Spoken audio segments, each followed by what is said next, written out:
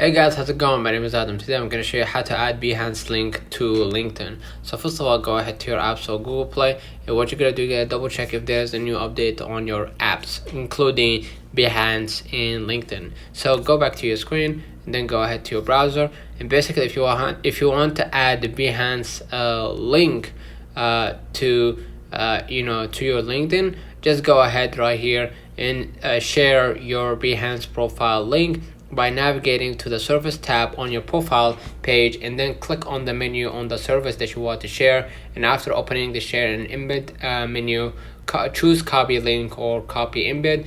Embeds generated on Behance or iframes. Please check that your website or blog allow these embed codes.